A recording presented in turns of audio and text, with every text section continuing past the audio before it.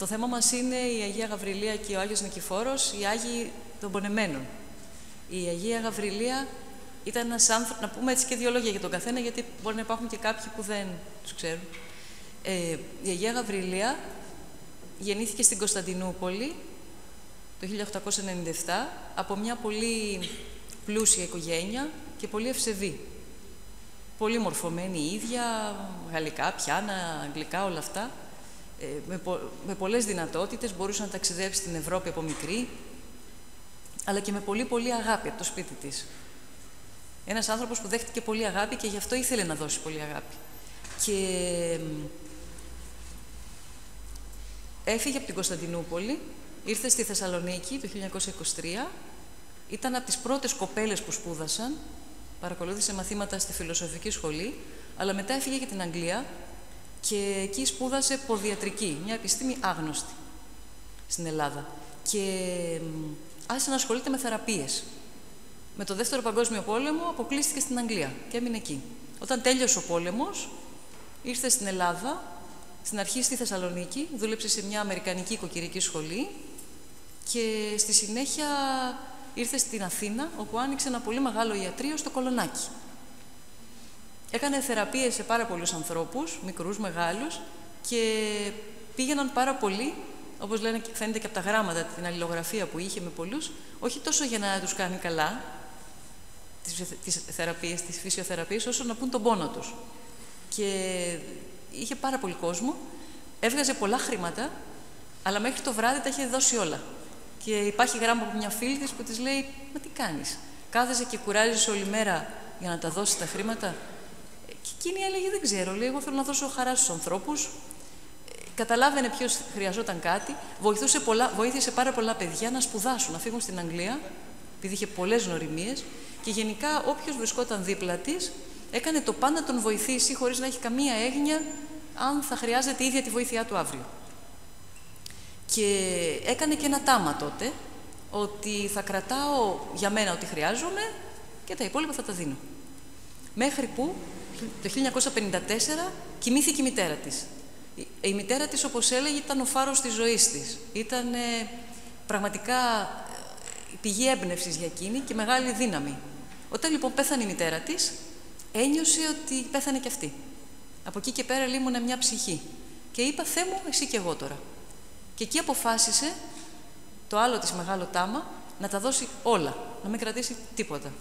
Και το έκανε από το 1954 μέχρι το 1992 που κοιμήθηκε. Πάρα πολλά χρόνια. Και λέει: «Χριστέ μου, εσύ δείξε μου». Αφημένη τελείως στα χέρια του Θεού, και της δείχνει την Ινδία. Είχε πνευματικό τον Άγιο Αμφιλόχιο της Πάτμου και πήρε ευλογία να πάει στην Ιεραποστολή, χωρίς να ξέρει τίποτα και κανέναν και χωρίς να έχει τίποτα. Τα πούλησε όλα, τα έδωσε όλα. Και όπου την πήγε ο Χριστός πήγε. Γιατί επειδή δεν είχε και λεφτά, δεν είχε και πολλές επιλογές. Αν είχα, λέει, κάπου γράφει ότι αν είχα έστω και ένα cents πάνω μου, θα έκανα τις δικές μου επιλογές. Αλλά όμως ούτε αυτό το είχα. Και πήγε στην Ινδία. Έμεινε 5 χρόνια, λαϊκή ακόμα, όπου έβρισκε. Στα βουνά, σε σπηλιές. Τη μία ήταν σε παλάτια, είτε έκανε θεραπείες στους ανθρώπους. Όπου την καλούσαν, όποιος την καλούσε, είχε μείνει στο σιδηροδρομικό σταθμό, είχε μείνει στο δρόμο. Πάντοτε με την αίσθηση ότι ο Χριστός δεν θα την αφήσει και ότι κάνει το θέλημά του. Έλεγε: «Εγώ θα λέω ναι, και αν εσύ, Θεέ μου, δεν είναι για το καλό μου, θα γίνει όχι». Οπότε όποιος την καλούσε, ούτε και σκεφτόταν ποιος είναι, τι είναι, γιατί είναι, τίποτα. Άλλωστε δεν ήξερε και κανέναν εκεί. Και 5 χρόνια λοιπόν έζησε έτσι. Σε αυτά τα 5 χρόνια γνώρισε έναν υπέροχο άνθρωπο που έφτιαξε ένα λεπροκομείο. Και εκεί είναι και ο σύνδεσμος με τον Άγιο Νικηφόρο. Θα γυρίσουμε σε αυτό. Μετά τα 5 χρόνια ένιωσε μέσα της ότι ο Χριστός τη ζητάει και κάτι άλλο, που δεν το είχε σκεφτεί. Γιατί σας είπα ότι δεν είχε σκέψη, δεν έκανε τίποτα. Ό,τι ήθελε ο Θεός. Δεν έκανε πλάνο, τίποτα. Το πλάνο της ήταν τώρα. Τώρα εγώ δοξάζω το Θεό που μου έδωσε αυτό το καλό ή αυτή την αρρώστια, και τα δύο δόξαζε, και περιμένω τι θέλει άλλο από μένα. Πάρα πολύ δύσκολο ακούγεται. Και Ένιωσε λοιπόν ότι την καλεί ο Χριστός να γίνει μοναχή. Αλλά δεν είχε βέβαια χρήματα. Πώς να πάει, πώς να φύγει από την Ινδία, να πάει πού. Ούτε ήξερε. Εκεί δεν υπήρχαν χριστιανοί. Και εμφανίζεται μια ξένη κοπέλα, της το λέει η Γαβριλία, Αυριλία τη λέγανε τότε, και της λέει θα σε πάω εγώ. Και της πληρώνει τα ναύλα και πάνε στα Ιεροσόλυμα. Και γίνεται μοναχή στη Βηθανία. Σε ένα πολύ μεγάλο και ωραίο μοναστήρι. Και ο ιερέας δεν άκουσε καλά το όνομα Αυριλία και την έβγαλε Γαβριλία. Και έτσι έγινε Γαβριλία. Η οποία είχε βέβαια και πολύ πολύ μεγάλη αγάπη στους αγγέλους και ένιωθε πάντοτε, όπως έλεγε, και τα φτερά τους να ένιωθε ότι την καλύπτανε. Και γίνεται λοιπόν μοναχή, μένει εκεί λίγο στο μοναστήρι και ξαναγυρίζει στην Ινδία ως μοναχή. Στην αρχή είχε ένα ψιλοφόβο, τι θα κάνουν, πώς θα με δεχτούν οι άνθρωποι. Της λέγανε Ινδοί, τώρα λέει σε νιώθουμε πιο πολύ αδελφοί μας. Και συνέχισε να διακονεί τους Ινδούς. Πάρα πολύ κόσμο γνώρισε, απίστευτο κόσμο. Η διακονία της ήταν θεραπείες, μάθαινε αγγλικά σε παιδάκια όπως τη ζητούσε από τους Ινδούς και ένιωθε ότι είχε και μια ιδιαίτερη αποστολή να βοηθάει τους ξένους, τους Ευρωπαίους, τους Αυστραλούς, τους Δυτικούς τέλος πάντων, που είχαν πάρει τα δισάκια τους στον νόμο και πήγαν να βρουν τους γκουρού για να σωθούν τάχα μου. Ήταν εκείνη η εποχή. Της μόδας ήταν παγκοσμίως. Και επειδή έβλεπε που τρελαίνονταν τα παιδιά αυτά και τα λυπότανε, ένιωσε ότι αυτό είναι αποστολή. Έχει αποστολή από τον Χριστό. Και έσωσε πολλά παιδιά. Τα γύρισε στον Χριστό εκεί, μέσα στην Ινδία. Και στη συνέχεια την καλέσανε, πήγε Αφρική. Μετά πήγε στη Γερμανία. Την κάλεσε ένας Άγιος Μητροπολίτης, ο Κισάμου Κεσελίνο, όταν τον εξόρισε η Χούντα της Ελλάδος. Και την πήρε μαζί του. Μετά την καλέσανε και πήγε στο Σινά να φτιάξουν μοναστήρι. Ο Μητροπολίτης, ο ίδιος, ο Αρχιεπίσκοπος του Σινά που ζει και σήμερα, έφτιαξε μοναστήρι. Έφυγε. Μετά όμως δεν έπρεπε να μείνει, έφυγε και από εκεί. Και στη συνέχεια, αφού έκανε πάρα πολλά ταξίδια σε όλο τον κόσμο, κάνοντας θεραπείες, συνοδεύοντας αρρώστους, παραλίτους, είχε γίνει παγκοσμίως γνωστή γιατί είχε συνοδεύσει ένα κορίτσι κοφάλαλο και το πήγε στην Γαλλία και το πήγε στην Αμερική και ουσιαστικά μόνη της βρήκε τη μέθοδο, πριν τη μέθοδο Bright αυτά. Πώς να μπορεί να γράφει το κορίτσι, να κοινωνικοποιηθεί, δηλαδή έκανε μεγάλο αγώνα και βρήκαμε από κόμματα, από εφημερίδες εκείνης της εποχής να μιλάνε για ποια είναι αυτή η γυναίκα και τι θαύματα έχει κάνει με το κοριτσάκι μαζί. Και αφού λοιπόν ταξίδεψε πολλά μέρη, μετά ήρθε στην Αθήνα και έμεινε σε ένα μικρό σπιτάκι δίπλα στον Άγιο Λουκά Πατησίων, κοντά στα δικά μας δηλαδή τα μέρη, και έμεινε για περίπου 11 χρόνια. Εκεί, δίπλα στον Άγιο Λουκά, στην Πατησίων, είναι και το δικό μας μικρό ταπεινό εκκλησάκι, από το οποίο ξεκινήσαμε εμείς, σαν παιδιά, σαν φοιτητές, και μετά κάναμε και το μοναστήρι, όπου ήταν ο γέροντάς μας περίπου 50 χρόνια, ο πατήρ Γαβρίλ Τσάφος. Και ο πατήρ Γαβρίλ γνώρισε τη γερόντισσα, γιατί η γερόντισσα πήγαινε στο εκκλησάκι και αγαπήθηκαν πάρα πολύ, ταιριάζανε. Ήταν και δύο μικρασιάτες και χαρούμενοι άνθρωποι και πολύ ανοιχτοί. Και ο ένας, αν ο πατήρ Γαβρίλ γνώριζε κάποιο παιδί και χρειαζόταν κάτι, τον έστελνε στη γερόντισσα. Αν η γερόντισσα έχει ένα παιδί που ένιωθε ότι θα βοηθηθεί στον πατέρα Γαβρίλ, το έστελνε στον πατέρα Γαβρίλ. Και μας την είχε φέρει και στο εκκλησάκι, όταν ήμασταν ακόμα φοιτητές, και έτσι την πρωτογνωρίσαμε εμείς τη γερόντισσα. Ήταν 91 ετών, αλλά με φοβερή διάβγεια, φοβερή χαρά. Δηλαδή, πραγματικά πολύ φωτεινή και πολύ λαμπερή. Σε αυτό το μικρό σπιτάκι του Αγίου Λουκά, αυτά τα 11 χρόνια, πέρασε όλη η Αθήνα. Πέρασε πάρα πολλοί κόσμος. Ήταν εποχή μεταπολίτευσης, αμφισβήτησης, αθείας, αναρχίας, ό,τι θέλετε. Περάσαν οι πάντες, από τους πιο συντηρητικούς μέχρι τους πιο αναρχικούς. Η περιοχή μας είχε και πάρα πολλούς καλλιτέχνες τότε. Ήταν η περιοχή, τα Πατήσια, η Κυψέλη, πολύ έτσι αριστοκρατικά μέρη. Οπότε όλοι οι αφρόκρεμα των Αθηνών, γιατροί, δικηγόροι, αυτά, πήγαιναν εκεί. Αλλά και πάλι άνθρωποι και ταπεινοί και άνθρωποι που είχαν μπλέξει με ουσίες, ό,τι μπορείτε να φανταστείτε. Και η αντιμετώπιση, κατόπιν ραντεβού βέβαια, η αντιμετώπιση σε όλους τους ανθρώπους όλα αυτά τα χρόνια ήταν η ίδια. Ήταν μια ανοιχτή αγκαλιά και μια ευκαιρία να γνωρίσουν τον Χριστό. Και ο πατήρ Γαβρίλ, ο γεροντάς μας, και η γερόντισσα είχαν αυτό το χαρακτηριστικό, σου δίνανε τη χαρά να γνωρίσεις τον Χριστό χωρίς να σου γεμίζουν με ενοχές. Και εκείνη την εποχή ήταν κάτι πάρα πολύ δύσκολο και δυσέβρετο. Και μετά από αυτά τα 11 χρόνια, εκείνα τα χρόνια ήταν που ήρθε και στο δικό μας το μετόχι στον Οροπό, ακόμα ήταν κέντρο νεότητος. Και όπως είπε ο πατήρ Παναγιώτης, που έχουμε ένα από τα γράμματα, γιατί έχουμε πολλά γράμματα της γερόντισσας, είχε ζητήσει από τον γέροντά μας, τον πατέρα Γαβρίλ, να τη θάψουμε εκεί. Της άρεσε πολύ. Και μάλιστα του είχε γράψει ότι να με θάψετε στο μοναστήρι σας, που δεν ήταν μοναστήρι, ήταν κέντρο νεότητος ακόμα, μετά έγινε. Αλλά η γερόντισσα τότε που το έγραψε αυτό το γράμμα ήταν άρρωστη, είχε βγάλει καρκίνο και είχε νοσηλευτεί σε μια κλινική δίπλα σε εμάς. Όμως, ανήμερα του Πάσχα, μετά από 40 μέρες μιας μαρτυρικής πορείας, έγινε καλά. Έτσι ήθελε ο Χριστός. Ούτε και ασχολήθηκε η γερόντισσα. Έτσι ήθελε ο Χριστός. Και πήγε στην Αίγινα, έμεινε για 1,5 περίπου χρόνο σε ένα μετόχι του Αγίου Νεκταρίου και στη συνέχεια, αφού έγινε καλά από τον καρκίνο, πήγε στη Λέρο, όπου και εκεί έμεινε περίπου 1,5 χρόνο και εκεί κοιμήθηκε. Την αγάπησαν πάρα πολύ οι Λέροι, πάρα πολύ, και τώρα κάνουν μεγάλο πανηγύρι, που είναι η προστάτηδά τους του νησιού, γιατί πάρα πολλοί κόσμος ζει που την έζησε τη γερόντισσα και έγινε μοναχή μεγαλόσχημη, πριν κοιμηθεί πάνω στο κάστρο και εκεί τη θάψανε. Ήθελε να τη θάψουν στο τρελάδικο. Αν θυμάστε την ιστορία με εκείνο το τρελάδικο το περιβόητο, τότε ήταν εν ενεργεία και λέει: εδώ να με θάψετε με τους τρελούς. Και θάψαν βέβαια στο κάστρο, όπου μετά αρκετά χρόνια αργότερα έγινε ένα κομιδί και σήμερα στη Λέρο θα την τιμούνε 18 Ιουλίου. Επειδή είναι καλοκαίρι και βολεύει το νησί, είναι η μέρα της ανακομιδής των λειψάνων της. Η μέρα της κοιμήσεώς της είναι 28 Μαρτίου. Ήταν τώρα, πέρασε. Την τιμήσαμε όλοι. Αλλά εκεί θα την τιμούνε 18 Ιουλίου. Σας είπα πριν για τους λεπρούς.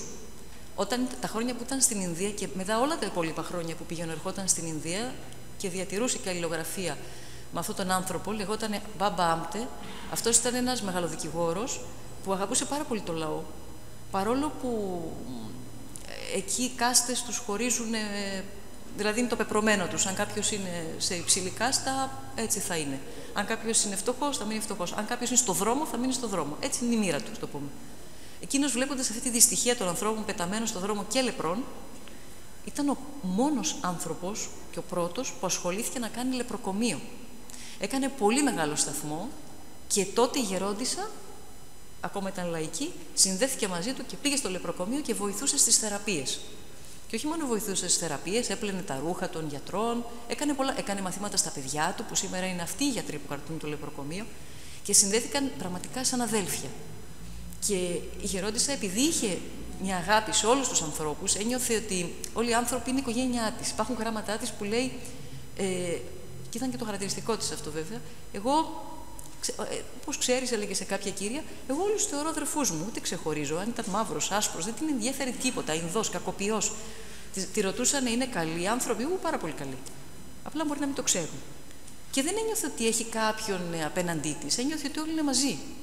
Και γι' αυτό γινόταν, όπως καταλαβαίνετε, πολύ αγαπητή που πέρασε και διακόνησε εκείνο το λεπροκομείο.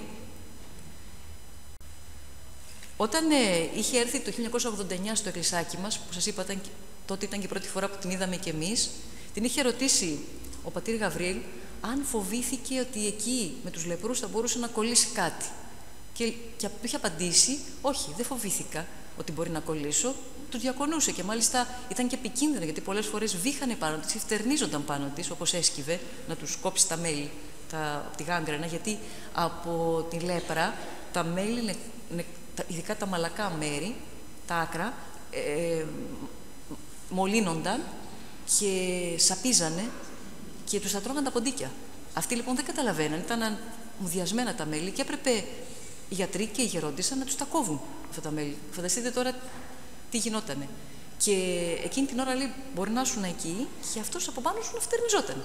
Εγώ, λέει, δεν φοβόμουν, απλά μερικές φορές, λέει, συχαινόμουν. Την είχαν ρωτήσει πώς, ας πούμε, μπορούσε και βοηθούσε τους ανθρώπους αυτούς. Και είχε πει το εξής, ότι όταν, λέει, λες πάω να βοηθήσω εγώ έναν άνθρωπο που είχε ανάγκη, το λεπρό, είναι, λέει, ουτοπία. Και περιέγραφε μια κοπέλα που ήταν 20 χρονών, με φαγωμένα τα μέλη, και της πήγαινα εγώ, λέει, τρέμοντας, γιατί πώς να της κόψω αυτή τη κοπέλα στα μέλη, και έλεγε το κορίτσι, αφού έτσι θέλει ο Θεός, κόβε. Ποιος παίρνει, λέει, κουράγιο, αυτή ή εγώ? Ένιωθε δηλαδή ότι πέρα από το βαθύ τους πόνο είχαν και αυτό και σηκώναν οι άνθρωποι το σταυρό τους με τέτοια αρχοντιά, που πραγματικά γινόντουσαν μάθημα και κήρυγμα για τη ζωή τη δική μας. Σε μια αγαπημένη της φίλη έγραφε κάτι φοβερό. Το περίεργο είναι ότι ενώ ο άνθρωπος συχνά αναζητεί τη θεία έμπνευση σε ερειπωμένους ή παλαιούς ναούς, Πόσες φορές πάμε, ας πούμε, από εδώ θαυμάζουμε ναούς αρχαίους και προσπαθείς να βρεις και να νιώσεις τι νιώθανε εκείνοι και όλα αυτά, ας πούμε. Δεν μπορεί να τη βρει στα ανθρώπινα ερείπια. Σε αυτούς τους 2 μήνες, εκεί που ήταν στην Ινδία ήδη, όταν το έγραφε αυτό, κατάλαβα ότι υπάρχουν τόσα πολλά περισσότερα πράγματα να θαυμάσεις, να διασώσεις και να αγαπήσεις στα ερείπια του ανθρώπου από ότι στα μεγαλειωδέστερα πέτρινα ερείπια. Και ποια είναι αυτά τα θαυμάσια? Μπορείς που μπορείς να βρεις έναν άνθρωπο που είναι πεταμένος στο δρόμο και σακατεμένος, έτσι, γιατί και η όψη του ήταν φοβερή. Και γράφει κουράγιο, πίστη, υπομονή, αντοχή και πάνω απ' όλα η ελπίδα και η χαρά. Μπορούν να ριζώσουν και να ανθίσουν και στην πιο ερειπωμένη ανθρώπινη καρδιά, αν της δοθεί ευκαιρία, αν της δοθεί αγάπη. Αυτό που έκανε αυτός ο Ινδός εκεί και αυτό που έκανε και η γερόντισσα. Φανταστείτε ότι μέσα σε αυτό το χώρο έμεναν 112 ασθενείς. Πρωτάκουστο. Και χιλιάδες ήταν οι εξωτερικοί που πηγαίνανε για να βοηθηθούν. Και λέει στην αρχή, παρόλα αυτά, το κράτος τον βοήθησε. Και του δώσαν μια έκταση, η οποία στην αρχή ήταν τόσο τρομακτικά. Αυτός είχε τα σκυλάκια του και το βράδυ, λέει, ήταν αφύλακτο βέβαια. Πετρόδες, θάμνη, βουνά. Πολύ δύσκολες συνθήκες. Και το βράδυ ερχόντουσαν οι λεοπάρδαλες και του τρώγαν τα ζώα. Και ήταν φίδια, βγαίνανε. Τώρα, λέει, έγινε ένας παράδεισος, αφού το ονομάσανε το σπίτι της χαράς. Και είναι μια παραδεισένια, έκανε κοινότητα που έκανε υποστατικά, έβαλε ζώα, έβαλε μποστάνια. Δηλαδή δεν ζούσε με ελεημοσύνες, όχι απλά τους διακονούσε αυτός ο Ινδός, αλλά τους έμαθε και πώς οι ίδιοι να ζουνε. Έγινε σαν κοινόβιο ζήσανε. Και έλεγε το πιο σημαντικό. Δεν θεραπεύονταν, λέει, αυτοί οι άνθρωποι μόνο σωματικά, από τις πληγές τους, αλλά κυρίως ψυχικά και πνευματικά. Γιατί? Γιατί παντού, θα δούμε και στην Ελλάδα τώρα σε λίγο, νιώθανε αυτή την απομόνωση, αυτή την αποστροφή των ανθρώπων, αυτή τη σιχαμάρα των ανθρώπων. Νιώθανε ότι είναι για πέταμα και είχαμε και πολλούς αυτόχειρες παντού. Γιατί ένιωθαν ότι η ζωή τους δεν έχει νόημα, ότι έχει καταστραφεί. Και όχι απλά, λέει, δεν γινόντουσαν, λέει, καλά, αποκαθίσταντο, ξαναμεταμορφώνονταν, ξαναγεννιόντουσαν, χαμογελούσαν, τραγουδούσαν. Πολλοί παντρεύονταν εκεί μέσα μεταξύ τους, βέβαια, στα λεπροκομεία. Και έλεγε η γερόντισσα ότι ένιωθα, λέει, είχα τόση χαρά μέσα μου όταν τους διακονούσα, αυτούς τους ανθρώπους, που αυτή αποφορά, γιατί είχαν και πολύ δυσοδεία, καταλαβαίνετε, σαπισμένα μέλη, έτσι, πολύ δυσοδεία. Για μένα γινόταν, λέει, οσμή ευωδίας πνευματικής, αυτό που διαβάζουμε στους ψαλμούς. Και γράφει σε έναν άλλο φίλο της η γερόντισσα εκείνη την περίοδο, Εβραίο φίλο. Όπως σας είπα, είχε φίλους παντού. Εδώ δεν μιλώ τη γλώσσα, δεν ήξερε Ινδικά, αλλά οι άρρωστοι μοιάζουν να μην τους πειράξει. Είναι γιατί τους αγγίζω. Αγγίζω τους ανέγκυχτους. Ήταν κάστα αυτοί, οι ανέγκυχτοι, οι πεταμένοι. Έτσι του λέγανε, οι ανέγκυχτοι. Αγγίζω τους ανέγκυχτους, λέει. Γι' αυτό ήταν κάτι φοβερό και Ευρωπαία κιόλας, της κάστας και της λέπρας. Και όταν κόβω με το ψαλίδι τα γαγκριασμένα τους δάχτυλα, δοξάζω το Θεό που έχουν ανέστητα μέλη. Γιατί τους συμπονούσε, σου λέει, τουλάχιστον δεν καταλαβαίνουν. Η γλώσσα που χρησιμοποιούσε παντού και που τους άγγιζε ήταν η αγάπη. Η γερόντισσα δεν είχε περάσει από δοκιμασίες και ίδια και μάλιστα, όπως λέει κάπου σε ένα γράμμα, είχε αρρωστήσει, είχε μείνει και στο κρεβάτι. Αλλά όπως σας είπα, ήταν από μια πλούσια οικογένεια, ήταν γερή, είχε τη δυνατότητα να κάνει πολλά πράγματα. Πώς μπορούσε και ταυτιζότανε με αυτούς τους ανθρώπους? Γιατί ταυτιζότανε? Γιατί έλεγε, αγαπώ τους ανθρώπους, προσπαθούσε να εφαρμόσει καταρχήν το Ευαγγέλιο. Και ο Χριστός μας τι μας λέει? Να αγαπάμε το Θεό μας, Κύριο το Θεό μας και τον πλησίον μας ως σε Αυτόν. Άρα λοιπόν, αφού σου λέει αγαπώ τον εαυτό μου, αγαπώ και τον άλλον άνθρωπο σαν τον εαυτό μου. Και τι έκανε? Αυτό ήταν το χαρακτηριστικό της. Ταυτιζόταν με τον άλλον. Αυτό το θυμάμαι και εγώ όταν την είχα δει. Είτε ήσουν μικρούλης, είτε ήσουν μεγάλος, ό,τι πρόβλημα και αν είχες, σε κοιτούσε στα μάτια, σε άκουγε, ταυτιζόταν μαζί σου, περνούσε αυτό, ζούσε αυτό που ζούσες κι εσύ. Ξέρετε, είναι πολύ δύσκολο να διάσεις τον εαυτό σου, γιατί όλοι, όσο και να αγαπάμε, όσο και αν πονάμε, έχουν τα βάσανά μας. Είναι δύσκολο. Άντε, το κάνεις μια, το κάνεις δυο. Φανταστείτε ότι σε αυτό το σπιτάκι στην Αθήνα, εκεί στα Πατήσια, έβλεπε καθημερινά 12 ανθρώπους και ήταν μεγάλη στην ηλικία. Και την είχε ρωτήσει ένας δικός μας παιδί, ένα πνευματικός μας αδελφός, που καθόταν και την παρατηρούσε. Και λέει, αδερφή μου, πώς το κάνετε αυτό? Σας κοιτάω, τι κάνετε, είστε στην προσευχή? Του λέει, δεν κάνω κάτι ιδιαίτερο, το παντάει με μια απλότητα, απαντούσε πολύ απλά. Απλά τους αγαπώ. Και αφού τους αγαπώ, εκείνη την ώρα δεν ασχολούμαι με τον εαυτό μου. Αλλά ταυτιζόταν με τον άνθρωπο, ζούσε το πρόβλημά του, έκανε προσευχούλα πολύ, Αν τη φώτιζε ο Θεός εκείνη την ώρα, θα έλεγε κάτι. Αν δεν τη φώτιζε, δεν έλεγε ότι της κατέβαινε στο κεφάλι. Αλλά όταν έφευγε ο άνθρωπος, προσευχόταν, τον άφηνε στα πόδια του Χριστού και στη συνέχεια ασχολούταν με κάποιον άλλον άνθρωπο ή τακτοποιούσε τα λουλουδάκια της. Δηλαδή δεν λειτουργούσε συστηματικά αλλά αγαπητικά. Γι' αυτό και άντεξε. Δεν μπορείς να αντέξεις για πολύ. Πάρα πολλοί άνθρωποι σαλέψανε.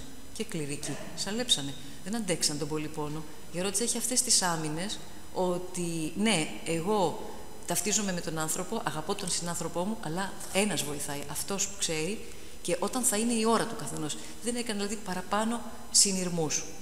Και πολλοί χαριτολογώντας της λέγανε «Α, φύγαμε, μας ξέχασες». Δεν ξεχνούσε. Απλά δεν είχε την αίσθηση ότι αυτή θα σώσει τον κόσμο. Πολύ απλά. Και έτσι μπορούσε όλα τα χρόνια να κάνει αυτή τη διακονία. Και έτσι μπορούσε να έχει κουράγιο να βοηθάει. Γιατί αν δεν συντηρήσει τον εαυτό σου, δεν μπορεί να βοηθήσει και τον άλλο, τον πραγμάτου. Έλεγε σε ένα φίλο της, ο οποίος και αυτός είχε τα δικά του τα προβλήματα. Βρες μια τρύπα στον τοίχο της φυλακής, ήταν πολύ έτσι φαίνεται στον κόσμο του αυτός, και δραπέτευσε. Για σένα όλος ο κόσμος θα είναι ελευθερία. Και τότε θα ανακαλύψεις ότι μόνο η αγάπη μετρά. Και όπου υπάρχει αγάπη, ακόμα και το να κόβεις δάχτυλα ποδιών και χεριών λεπρών, φαγωμένα από τη γάγκρενα και τα ποντίκια, γίνεται στιγμή ευλογίας. Και ο ήλιος ανατέλει στην καρδιά σου και από μέσα σου ξεπηδά το ευλόγει η ψυχή μου τον Κύριο. Και μάλιστα γράφηκε σε κάποιον άλλον άνθρωπο που προφανώς της έλεγε ότι περνούσε μεγάλη δοκιμασία και υπέφερε, τώρα δικαίως αδίκως, πάντως έτσι της έγραφε, του γράφει.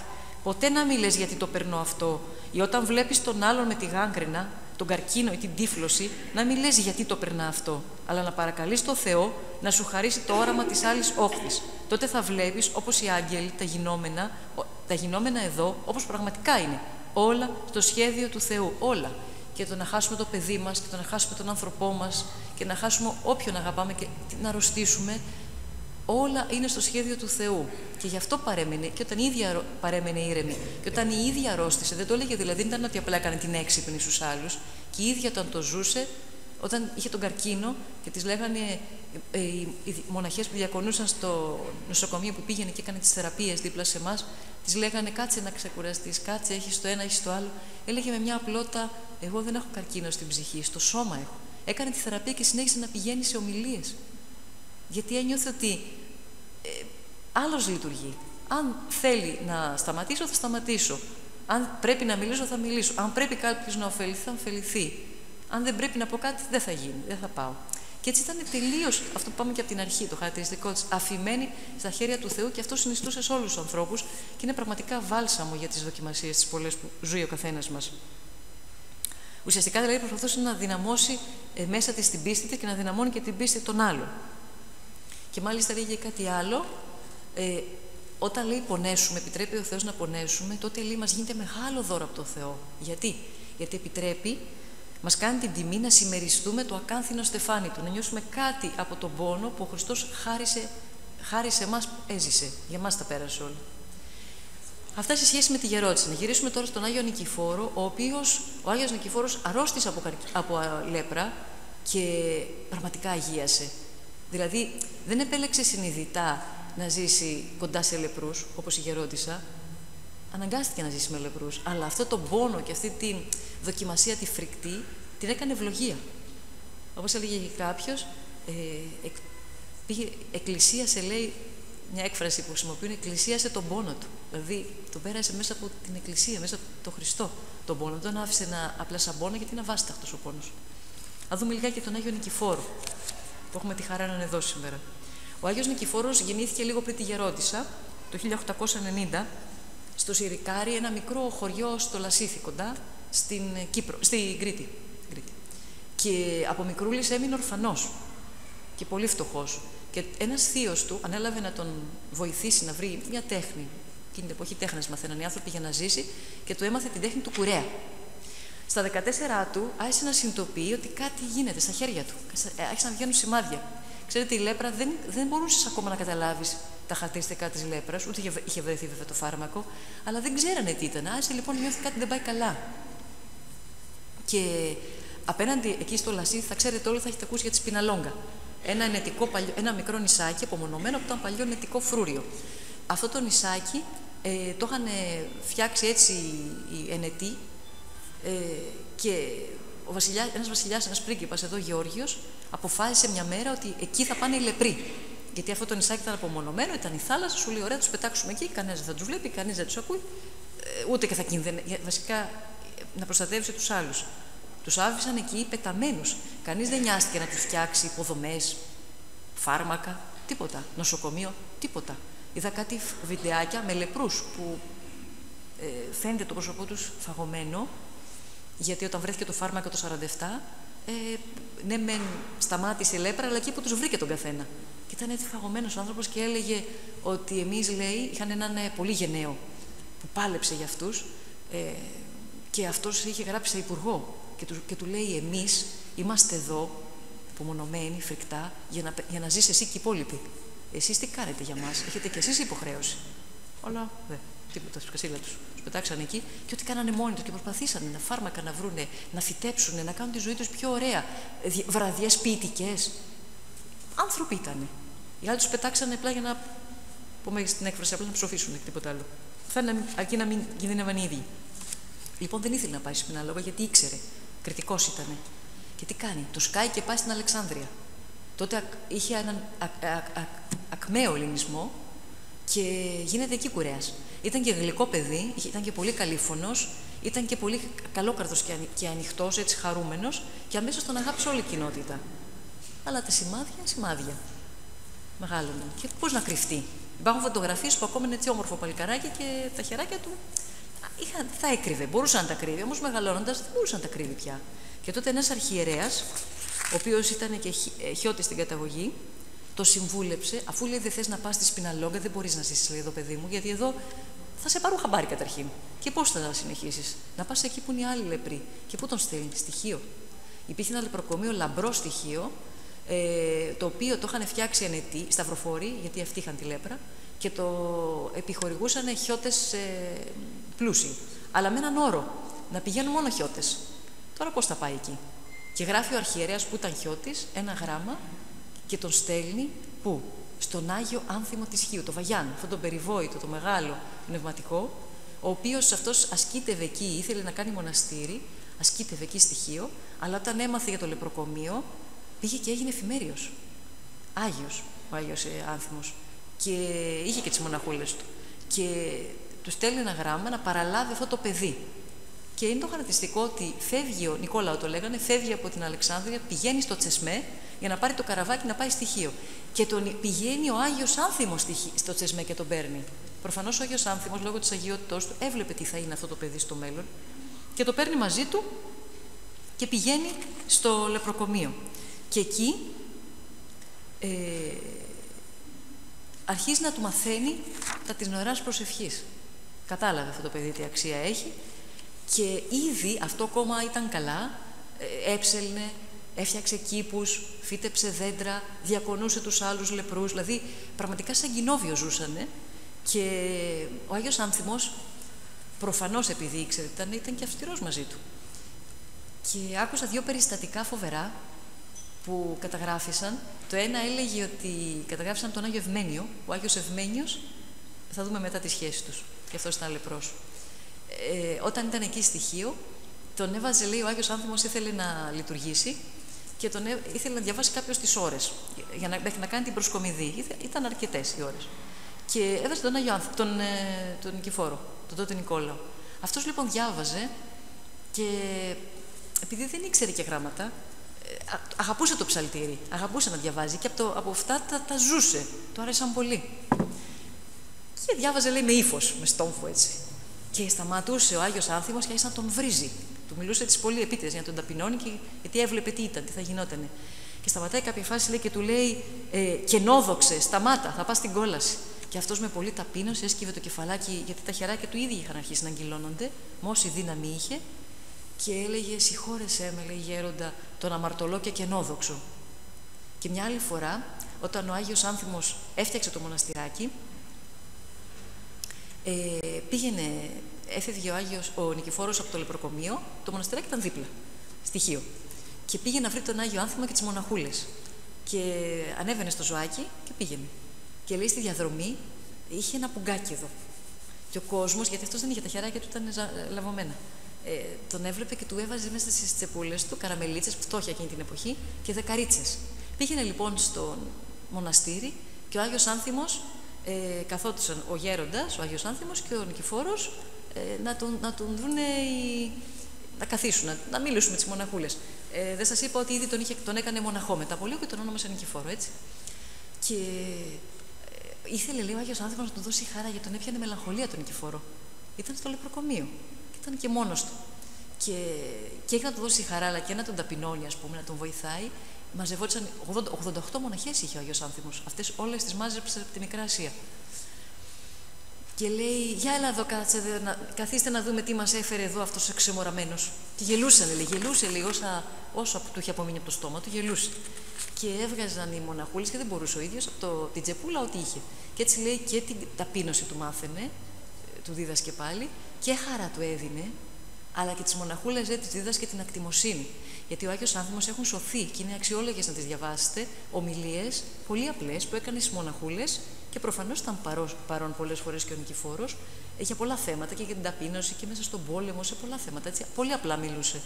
Και έτσι βοηθούνταν, λέει, όλοι και χαιρόντουσαν. Και ήταν απόλαυση να βλέπεις αυτούς τους δύο γεροντάδες να κάθονται εκεί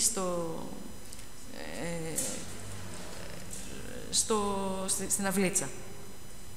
Όταν βρέθηκε το φάρμακο, μετά από λίγο τα λεπροκομεία κλείσανε. Και έκλεισε και η Σπιναλόγκα, έκλεισε και τη Σχοίου. Και πού θα πηγαίνανε? Οφάρισε το κράτος και τους έφερε στο Εγάλεο, στο Λιμωδό, το περιβόητο που το ξέρουμε. Και εκεί πραγματικά μαζεύτηκαν πάλι όλοι. Εκεί λοιπόν γνώρισε τον Άγιο Ευμένιο, το Σαριδάκι, ο οποίος Άγιος Ευμένιος αρρώστησε από λέπρα και πήγε εκεί, αλλά έγινε καλά, γιατί δέθηκε το φάρμακο, ήταν νεότερος. Και έμεινε εκεί να διακονεί στους λεπρούς, και όταν από το λεπροκομείο της Χίου ήρθε στο λεπροκομείο, στο Λιμωδόν, έτσι το λέγανε, στο Εγάλεο, στην Αγία Βαρβάρα, ο Νικηφόρος, ο Άγιος Άνθιμος στέλνει ένα μήνυμα στον πατέρα Ευμένιο και του λέει, σου στέλνω έναν θησαυρό, αξιοποίησέ τον. Και από τότε ο πατήρ Ευμένιος δέθηκε με τον Νικηφόρο και το διακονούσε, γιατί από τη λέπρα έχασε το φως του, ο Νικηφόρος, τη φωνή του που ήταν και πολύ ωραία, είχε χαλάσει αρκετά, έχασε τα μάτια του και ήταν σχεδόν παράλυτος, κατάκητος στο κρεβάτι. Και ήταν ένα γεροντάκι που τον είχε ανάγκη σε όλα. Και έγινε η σκιά του ο Ευμένιος. Αλλά χαιρότανε, γιατί άρχισε να καταλάβαινε και ο Ευμένιος ότι αυτός είναι Άγιος. Και υπάρχει ένα φοβερό περιστατικό, δεν ξέρω αν το γνωρίζετε, που πήγε μια μέρα, γιατί του είχε ανάψει τη σομπίτσα να κοιμηθεί ο παππούς, και παράλυτος, σας λέω, τυφλός, όλα αυτά. Και πάει να του ανάψει τη σομπίτσα και τη σβήνει πριν κοιμηθεί και φεύγει. Και τον έτρωγε, λέει, ο λογισμός. Ωραία, μπας και άφησα τη θερμάστρα να μένει και καεί ο παππούς. Και πάει να μπει μες στο κελί του Νικηφόρου, αλλά δεν χτυπάει την πόρτα και ανοίγει. Και αντί να δει τον κατάκι του, τον τυφλό, να κοιμάται, βλέπει έναν άνθρωπο πάνω από τη γη 1,5 μέτρο, ψηλά, με τα χέρια κανονικά, με τα μάτια κανονικά, να ψέλνει και να δοξάζει την Παναγία και το πρόσωπο υπέροχο να λάμπει. Έπαθε σοκ. Φεύγει από το δωμάτιο και δεν μπορούσε να πει τίποτα. Δεν ήξερε τι να πει. Και κατάλαβε βέβαια ότι είχε να κάνει βέβαια με έναν Άγιο. Σε αυτό το φτωχό, το κακομοίρι θα λέγαμε, το τυφλό, ξέρετε πόσος κόσμος πήγαινε? Άκουσα που μιλούσαν, άκουσα με αφορμή που θα ερχόμασταν εδώ, άκουσα πολλούς να μιλάνε που τον ζήσανε. Πολλούς ιερείς σήμερα που τον ζήσανε, τον Νικηφόρο. Και πήγαινε πάρα πολλοί κόσμοι να το συμβουλευτεί. Μητέρες που είχαν μεγάλο πόνο, είχαν χάσει τα παιδιά τους. Σε όλους, λέει, υπάρχει και έτσι μια φωτογραφία του που είναι τυφλός με τα γυαλάκια του, χωρίς γένια, χωρίς δόντια, στο κρεβάτι, αλλά με ένα χαμόγελο φοβερό.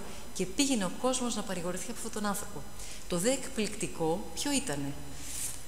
Αυτοί οι άνθρωποι, βρέθηκε το φάρμακο όπως είπαμε, τους μαζέψαν εκεί κανονικά. Πολλοί από αυτούς έπρεπε να πάνε σπίτια τους. Ποια σπίτια τους? Δεν τους θέλανε.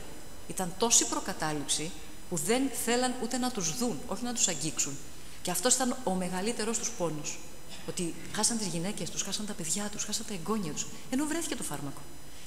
Ήταν η όψη πολλών αποκρουστική, γιατί όπως είπαμε, βρέθηκε το φάρμακο, αλλά δεν μπόρεσαν να ξαναγεννηθούν οι σάρκες. Όσοι χάλασαν οι σάρκες τους, χάλασαν. Ας πούμε, ο πατήρ Ευμένιος ήταν πολύ όμορφος. Όπως είναι εκεί στη φωτογραφία που τον έχουν οι πατέρες που έχει το πετραχύλι και με ένα χαμόγελο μέχρι τα αυτιά. Οι άλλοι ήταν αποκρουστικοί και δεν τους θέλανε. Και υπήρχε αυτή η προκατάληψη. Φανταστείτε, λέει, ότι ήταν αιτία διαζυγίου. Υπήρχε στο αστικό κώδικα τότε ότι αν έχεις λεπρό σύζυγο ή σύζυγο, ξέχνα τον. Τον χωρίζεις αμέσως. Και αυτό ήταν ο μεγάλος τους πόνος. Ζήσαν λοιπόν εκεί, μέσα στο Λιμωδόν, σαν μοναστήρι. Ένωσαν τον πόνο τους, είχαν τις βιβλιοθήκες τους, είχαν την κοινή τράπεζα. Το κράτος τους έδωσε και ένα μικρό επίδομα. Και πολλοί τους δίναν φαγητά. Και εκεί πραγματικά εγώ έπαθα σοκ. Όταν άκουσα να λένε, άκουσα τον Παπαβαγγέλη, αυτό τον καλό, το ξέρετε, τον Παπαβαγγέλη όλοι, τον Παπα-Νικολάου, τον γιατρό, που από 12 χρονών όλοι τους διακονούσε. Από περιέργεια ξεκίνησαν και πήγαν και δεν ξαναφύγανε. Και αυτοί οι άνθρωποι, λέει, τρώγανε ένα γιαούρτι 3 μαζί και τα υπόλοιπα τι τα κάνανε? Τα δίναν ελεημοσύνη. Δηλαδή, αυτοί οι άνθρωποι, οι σακατεμένοι, πονεμένοι, τον πόνο τους, όχι απλά τον κάνανε, τον εκκλησιάσανε που είπε πριν, που είπαμε πριν την έκφραση. Τι να πει κανείς, τον κάνανε πανηγύρι και βοηθούσαν άλλους ανθρώπους. Και μαζεύανε, λέει, τρόφιμα και καλούσαν, ξέραν οι φτωχοί και πηγαίνανε έξω από το Λιμωδόν. Και επειδή δεν μπορούσαν να μπουν μέσα, γιατί φοβόντουσαν κάποιοι ή δεν τους αφήνανε, τι κάνανε? Πηγαίνανε οι λεπροί, σκαρφαλώνανε, ήταν πολύ ψηλή η τύχη και μάλιστα τα κάγκελα ήταν γυρισμένα προς τα μέσα, για να μην φύγουν οι μέσα να μην πάνε έξω. Και πηγαίνανε και από ψηλά με ένα σκηνή, ξέραν οι άνθρωποι ότι από κάτω τώρα είναι ο άνθρωπος που έχει ανάγκη, τάδε μέρα και ώρα, και τους πετάγαν τα καλαθάκια και τις σακούλες με τα τρόφιμα. Δεν ξέρω, εγώ έπαθα σοκ πραγματικά. Δηλαδή, πώς ένας άνθρωπος που πονεμένος, πώς μπορεί να καταλάβει τον πόνο των άλλων και πώς αυτός ο πόνος να γίνει ευλογία για όλους, εάν υπάρχει στη μέση ο Χριστός. Γιατί, όπως σας είπα, δεν ήταν όλα ρόδινα. Πάρα πολλοί απελπίστηκαν, πάρα πολλοί αυτοκτόνησαν. Δεν άντεξαν κυρίως αυτή την αποξένωση και τη μοναξιά, όχι τόσο τη λέπρα τους, αυτό το δέχτηκαν. Και αυτοί οι άνθρωποι κάνανε αυτό το μεγάλο καλό.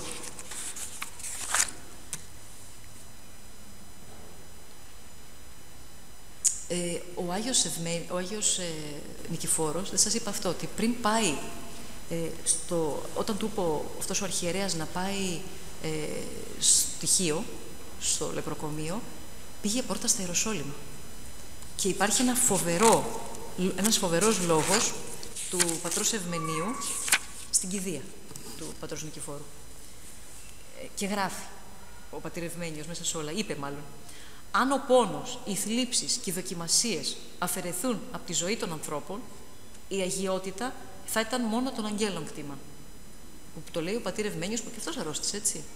Και μάλιστα λέει όταν αρρώστησε, δεν ξέρω αν το έχετε ακούσει, από τη χαρά του, όταν του είπαν ότι έχεις λέπρα, έπεσε κάτω το κρεβάτι. Και γιατί τα χάσα, λέει, τρελάθηκε. Και λέει μεγάλη αρρώστια, μεγάλη επίσκεψη Θεού, μεγάλη ανάσταση. Και δόξαζε το Θεό που έχει λέπρα. Όταν ο Άγιος, και λέει ο Ευμένιος στην κηδεία, έτσι. Όταν ο Άγιος Νικηφόρος προσβλήθηκε από λέπρα, το θεώρησε όχι ως κατάρα, αλλά ως ιδιαίτερη εύνοια του ουρανού, ως ιδιαίτερη κλίση του αγωνοθέτου Χριστού.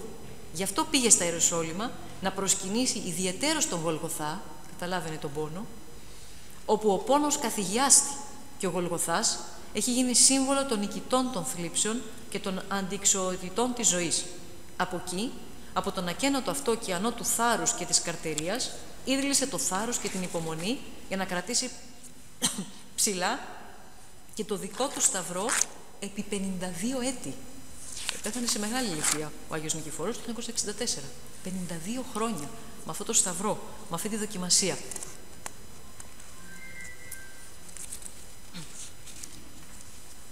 Στους ανθρώπους, λέει, που πήγαιναν να το συμβουλευτούν, μιλούσε συνέχεια για την εξομολόγηση, για τη μετάνοια και για τη συμπόνια. Για τη συμπόνια. Πώς είπαμε πριν, ακριβώς επειδή το ζήσανε αυτό το πράγμα.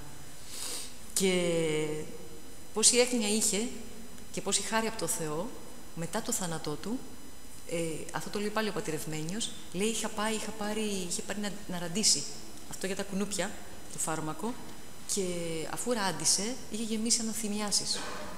Και δεν κατάλαβε και έπεσε για ύπνο. Μέσα εκεί που είχε ραντίσει. Και εμφανίζεται, είχε κοιμηθεί ο Άγιος. Εμφανίζεται ο Άγιος Νικηφόρος, τον σπρώχνει να τον πετάξει έξω. Και τον σκουντάει και του λέει: σήκω, θα πεθάνεις. Και έλεγε, και μάλιστα αυτό ήταν και η παρηγοριά του, γιατί ο Άγιος πατήρ Ευμένιος, όταν έχασε τον Άγιο Άνθιμο, κοιμήθηκε δηλαδή, κοιμήθηκε ο Άγιος Νικηφόρος και νιώθε λέει μόνος του και παραπονιότανε. Και έλεγε: εγώ έμεινα μόνος μου, δεν έχω κανένα βοήθεια. Τι θα κάνω? Μέσα στο Λιμωδόν εκεί, όλα τα χρόνια. Και πολλές φορές, λέει, που είχε στεναχώρια έτσι και αθυμία, του εμφανιζόταν ο Άγιος και του δίνε νέο κουράγιο. να συνεχίσει. Γιατί και ο Άγιος Ευμένιος είχε πάρα πολλά πνευματικοπαίδια και μάλιστα είχε πει ο Άγιος Πορφύριος γι' αυτόν ότι είναι ο κρυφός Άγιος των Αθηνών. Τον αγαπούσε πάρα πολύ. Και όταν κοιμήθηκε ο Άγιος Πορφύριος, πολλά παιδιά πνευματικά του Αγίου πήγαιναν στον Νικηφόρο. Άκουσα κάποιον που έλεγε ότι ακριβώς επειδή είχαν αυτό τον πόνο και τον άντεξαν και με καρτερία, γιατί όταν αντέξουμε έναν πόνο με υπομονή και δεν γογγίσουμε, αλλά δοξάζουμε τον Θεό σαν τον Ιώβ, έτσι, τότε πραγματικά καλούμαστε και ζούμε τη ζωή του Χριστού και φτάνουμε στην αγιότητα. Και έλεγε κάποιος ότι αυτή η αγάπη που είχαν και η υπομονή που κάναν στη θλίψη τους και η αγάπη για τον συνάνθρωπο ανάγκασε, λέει, τον Χριστό να φωτίσει τους γιατρούς να βρουν το φάρμακο. Υπήρχαν κάποιες γυναίκες εκεί, κάποιες μοναχές κιόλας, που ήταν και αυτές λεπρές, που παρακαλούσαν, λέει, τόσο έντονα το Θεό να βρει το φάρμακο, που είχαν κάνει τάμα. Και είχαν πει, αν βρεθεί το φάρμακο για τους λεπρούς, εμείς δεν θα ξαναφάμε λάδι. Και όταν, λέει, βρέθηκε το φάρμακο, μέχρι το τέλος της ζωής τους δεν φάγανε λάδι. Και έλεγε ο Παπαβαγγέλης, που τις έζησε αυτές τις γυναίκες, ότι τι κάνανε, την Ανάσταση μόνο θέλουν να φάνε λάδι. Και τι ήταν το λάδι που θα φάγανε, γιατί ήταν Ανάσταση. Πηγαίναν, λέει, στο καντήλι, βάζανε τις Παναγίες, βάζανε το δάχτυλό τους, κάνανε έτσι τα χείλη τους και λέγανε δόξα σοι ο Θεός, Χριστός Ανέστη. Αυτό ήταν μόνο. Και αυτές οι γυναίκες βοηθούσαν τόσο πολύ και τους νοσηλευτές, που μία από αυτές, δεν ξέρω αν έχετε ακούσει για την Αργυρό, κοιμήθηκε, η Αργυρό κοιμήθηκε πρόσφατα, που είχε πολύ θάρρος, πολύ παρησία, και όταν, λέει, κάποιος νοσηλευτής αδικούταν, έπαιρνε, λέει, θάρρος και πήγαινε στη διεύθυνση και είχε το θάρρος να μαλώσει γιατρούς, να τα βάλει με όλο τον κόσμο για να βοηθήσει τον αδικημένο. Και αυτή η γυναίκα είχε τέτοιο θάρρος που 18 χρονών κοριτσάκι της πήραν τον αραβωνιαστικό και της τον πήγαν να τον σκοτώσουν οι Γερμανοί. Και αυτή είχε τέτοιο θάρρος που πήγε μπροστά στους κάνες των Γερμανών και κατέβαζε τα όπλα. Φανταστείτε ένα κοριτσάκι, το εκτελεστικό απόσπασμα θα χτυπούσε 10, δεν ξέρω πόσα παιδιά, 5-10 παιδιά, χωρίς λόγο, 10 μου φαίνεται, ως αντίπεινα γιατί σκοτώσανε κάποιους Γερμανούς. Έτσι, στα τυφλά. Και ένα από αυτά τα παλικάρια ήταν αραβωνιαστικός της Αργυρός. Και πήγε μπροστά στις κάνες των Γερμανών και κατέβασε τα όπλα και τα χάσανε. Με το θάρρος ενός κοριτσιού. Και το είπανε στον Χίτλερ. Και την κάλεσαν να μάθουν ποια είναι αυτή και τι θέλει. Και όταν μίλησε με τέτοιο θάρρος, που της λένε: ωραία, πάρ' τον άντρα σου και φύγε. Και λέει: δεν θα πάρω μόνο τον άντρα μου, θα τους πάρω όλους. Ή όλοι ή κι εγώ. Θα με σκοτώσετε και εμένα. Και τους έσωσε όλους. Αυτή λοιπόν η κοπέλα με το θάρρος, τα νιάτα, την ομορφιά, αρρώστησε από λέπρα. Και βρέθηκε και αυτή στο λεπροκομείο. Και εκεί, λέει, βοήθησε πάρα πολύ κόσμο. Εκεί στη Σπιναλόγκα κι αυτή. Και ήταν το φοβερό. Αυτή είχε ένα παιδάκι, γέννησε ένα παιδάκι. Και όταν γέννησε το παιδάκι, τότε έπαθε λέπρα και της το πήραν το παιδί. Και την πήγαν εκεί. Και κάποια στιγμή θέλησε να δει το παιδί της. Και πέφτει στη θάλασσα, από τη Σπιναλόγκα, δεν ήξερε λιμπάνιο, και πέφτει στη θάλασσα βρίσκοντας ένα μπετόνι, κάνοντας σαβαρκάκι, πώς να το πω, με τα ρούχα στο κεφάλι, και βγαίνει, δραπέτευσε. Και πάει στο χωριό και πάει να βρει το παιδί της. Γιατί το παιδί της το είχαν πάρει κάποιον να το μεγαλώσουνε. Και την ώρα που πάει να δει το παιδί της, με ένστικτο πήγε. Έβλεπε τους ανθρώπους να έρχονται από το κημητήριο. Το παιδί της είχε πεθάνει. Και τα χάσαν αυτοί. Λέει: πώς το κατάλαβες, το παιδί σου πέθανε?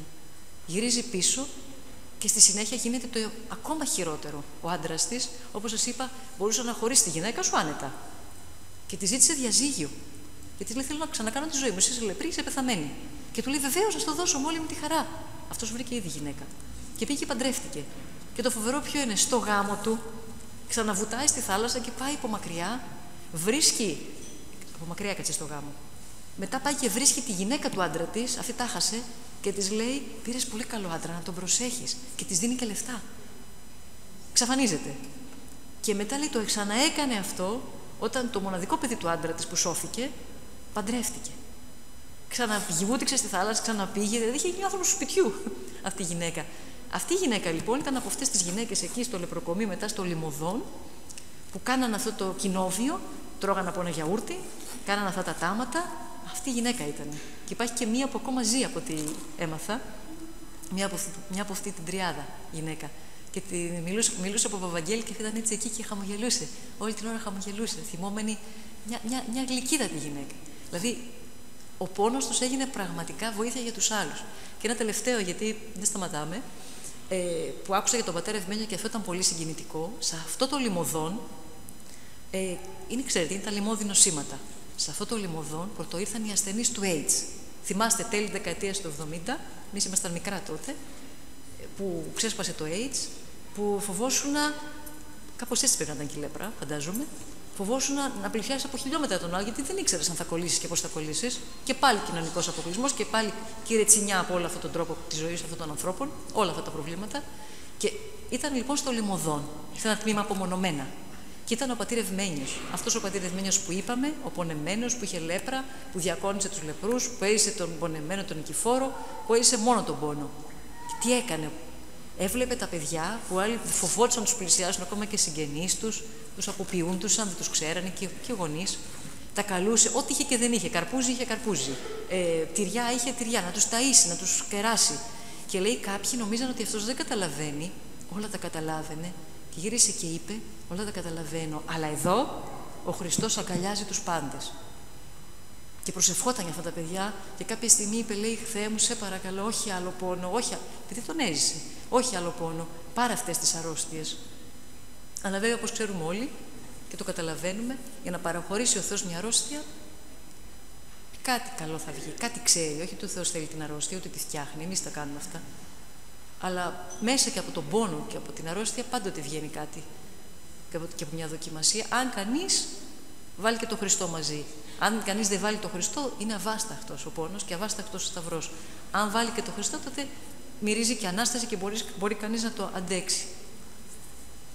Δεν ξέρω, Πατέρα Παναγιώτη, να μην το συνεχίσω άλλο, γιατί είναι πολλές ιστορίες με τους Αγίους μας. Νομίζω ότι το νόημα είναι αυτό, ότι πόσο πόνος μπορεί να γίνει η ευλογία στη ζωή μας. Και γι' αυτό και έχουμε αυτά τα παραδείγματα αυτών των Αγίων. Δεν είναι θεωρία. Είδατε όλα αυτά που είπαμε, είναι άνθρωποι που πολλοί τους έχουν ζήσει. Και είναι μεγάλη παρηγοριά και να τους επικαλούμαστε αυτούς τους Αγίους. Κάποιος μου έλεγε ότι ο Άγιος, λέει, Νικηφόρος θεραπεύει τις λιμώδεις αρρώστιες. Μα πώς να μην τις θεραπεύει, αφού τις έζησε. Και ξέρει αυτόν τον πόνο. Να τους επικαλούμαστε και να νιώθουμε. Και καμιά φορά που μας πιάνει και λίγο το μίζερο για ψηλοπράγματα, να έχουμε και ένα πύχη. Ότι υπάρχουν άνθρωποι που περνάνε πολύ μεγάλο σταυρό και τον σηκώνουν αρχοντιά. Καμιά φορά άλλοι πνίγονται σε μια κουταλιά νερό και νομίζουν ότι έχουν αβάσταχτο σταυρό. Πάντοτε ο σταυρός μας φαίνεται βαρύς. Αλλά να βλέπουμε και τον πόνο των άλλων και όταν είναι η ώρα του αβάσταχτου πόνου, εκεί να ζητάμε την παρηγοριά από τους Αγίους μας που τον έζησαν.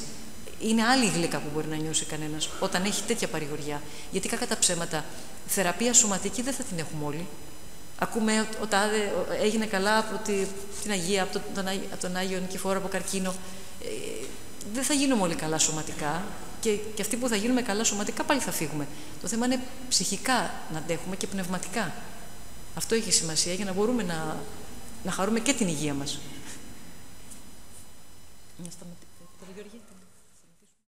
Με μία αφορμή ότι, όπως μας είπε ο Χριστός μας, θέλει όλους να μας σώσει. Άρα λοιπόν, αφού θέλει όλους να μας σώσει, θα βρει για τον καθένα μια αφορμή. Θα μας δώσει την ευκαιρία. Αυτή η ευκαιρία δεν είναι πανταρόδινη, μπορεί να είναι μια δοκιμασία. Και συνήθως, θυμάμαι πάντοτε μια φράση που μας έλεγε ο γέροντάς μας, το αδιέξοδο του ανθρώπου είναι η ευκαιρία του Θεού. Μια φράση της κάποιος την είχε πει, την είχε πάντοτε γραμμένη. Με μια αφορμή λοιπόν, που συνήθως είναι μια αφορμή δύσκολη στη ζωή μας, γιατί στα εύκολα, ο καθένας στον κόσμο του, γνωρίζουμε τον Χριστό. Άπαξ και γνωρίσουμε τον Χριστό και αρχίζει αυτή η σχέση και μπαίνει ο Χριστός στη ζωή μας, ό,τι κι αν μπει, ό,τι περιπέτεια κι αν επιτρέψει, ό,τι δοκιμασία κι αν επιτρέψει, φτάνουμε σε ένα σημείο, όχι εύκολα, όχι πάντα, όχι συνέχεια, εννοείται, να πούμε, αφού το θέλεις εσύ, να είναι ευλογημένο. Αλλά και η γερόντισσα δεν τα πέρασε ρόδινα. Και μπορεί σωματικά να είχε υγεία, πέρασε την δοκιμασία του καρκίνου, και μάλιστα και περιγράφεται και σε νεαρή ηλικία, όταν ήταν στη Θεσσαλονίκη, κόντεψε να πεθάνει. έπαθε πνευμονία, αρρώστησε και περιγράφει ένα περιστατικό συγκλονιστικό, όπου εκεί που ήταν εξαπλωμένη στο κρεβάτι και έτρεμε, έμπηξε τις φωνές, γιατί ήταν στη Θεσσαλονίκη, ήταν παραμονές του Αγίου Δημητρίου και βλέπει κάποιον να έρχεται προς το μέρος της και ακούει στρατιωτικά ρούχα και ακούει τα άλογα. Όπως τα χάσα. Και τραβάει την κουνουπιέρα αυτός ο κάποιος και της λέει: θα γίνεις καλά. Και αρχίζει αυτή να φωνάζει και έφυγε. Και το λέει στη μαμά της και κάνει το σταυρό της η μητέρα της και της λέει: παιδί μου, Άγιος Δημήτριος. Και έγινε καλά και τον αγαπούσε πάρα πολύ τον Άγιο. Επίσης, στη συνέχεια πάθε μελαγχολία, που νομίζω ότι είναι και ίσως και ακόμα πιο δύσκολο και να διαγνωστεί. Ναι, Γέροντα Γαβριηλία, ναι. Το λέει. Έπαθε μελαγχολία γιατί ζούσε με έναν άνθρωπο που ήταν μελαγχολικός και κόλλησε. Και ήμουν ένας άνθρωπος που από τη φύση μου ήμουν χαρούμενη, ανοιχτόκαρδη και πήγαινα σε μια παρέα και ήμουν έτσι. Και λέγανε οι άλλοι: τι σεμνό κορίτσι, τι μαζεμένο κορίτσι. Εγώ δεν ήμουν, λέει, έτσι.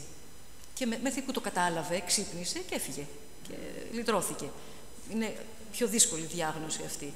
Άλλοι άνθρωποι έχουν βάσανα θανάτους παιδιών τους, πάρα πολλούς ανθρώπους ξέρω. Αλλά και επίσης υπάρχουν άνθρωποι, αδερφοί μας, που ζήσαν αυτό το μεγάλο πόνο και αυτός έγινε αφορμή να γνωρίσουν τον Χριστό. Άλλοι έγινε αφορμή να πάνε να πεθάνουν. Να ανοίξουν ένα λάκκο να πεθάνουν. Υπήρχαν άνθρωποι που ξέρανε, ήταν στην Εκκλησία, είναι και ένα τεστ, μια δοκιμασία για την πίστη μας. Γιατί υπάρχουν άνθρωποι που είναι στην Εκκλησία και που ίσως με μια αφορμή ενός μεγάλου πόνου κατάλαβαν ότι τελικά δεν ήταν πιστοί. Δεν ήταν πιστοί και φτάσανε και στα όρια της αυτοκτονίας, της απελπισίας της αυτοκτονίας. Δηλαδή, είναι και στην ελεύθερη βούλησή μας πώς θα το χειριστούμε, αλλά νομίζω ότι ο Χριστός σε όλους μας θα δώσει μικρότερο ή μεγαλύτερο σταυρό για να μας δώσει την αφορμή να τον γνωρίσουμε. Αλλιώς, νομίζω ότι δεν θα νιώθαμε ότι τον έχουμε και ανάγκη. Θα νιώθαμε αυτάρκες, θα νιώθαμε. Όλοι το έχουμε περάσει αυτό. Ευτυχισμένοι. Νομίζω ότι αυτός είναι ο κοινός παρανομαστής και γι' αυτό και αυτό που είχα να δώσω στους ανθρώπους και η Γερόντισσα, που ήταν καλά, αλλά και ο Άγιος Νικηφόρος που ήταν εντελώς χάλια σωματικά, ήταν αυτό η πηγαία χαρά. Αυτή η πηγαία δύναμη που δεν ήταν χαρά χαζοχαρούμενη, ήταν η χάρις του Θεού τελικά. Χάρις του Θεού. Και αυτό είναι ένα δώρο που είναι δώρο για μας, αφού είμαστε φτιαγμένοι κατ' εικόνα Θεού. Θα έλεγα, δεν ξέρω, νομίζω ότι το δικαιούμαστε. Και πολλές φορές θυμάμαι τον γέροντά μας που έλεγε όταν έβλεπε ανθρώπους να κάνουν ζημιά στον εαυτό τους, να αμαρτάνουν, να ξαναμαρτάνουν κατ' επανάληψη, δεν έλεγε ξέρεις αμαρτάνεις, έλεγε γιατί παιδί μου αδικείς τον εαυτό σου. Αφού για άλλα πράγματα είσαι φτιαγμένος, προσπαθώντας να φιλοτιμήσει τον άλλον. Γιατί αδικείς τον εαυτό σου. Δεν ξέρω, θα έχετε γνωρίσει πολλούς ανθρώπους και εμείς έχουμε γνωρίσει που πραγματικά ο πόνος τους εξαγίασε. Και μόνο που περνάς από δίπλα, λαϊκούς ανθρώπους, απλούς ανθρώπους, αφανείς ανθρώπους, που μόνο που περνάς από δίπλα τους, χαίρεσαι, κάτι αναδίδουν. Είναι αυτή η χάρις του Θεού, του ανθρώπου που σε νιώθει, σε καταλαβαίνει. Γιατί ακριβώς το έχει περάσει.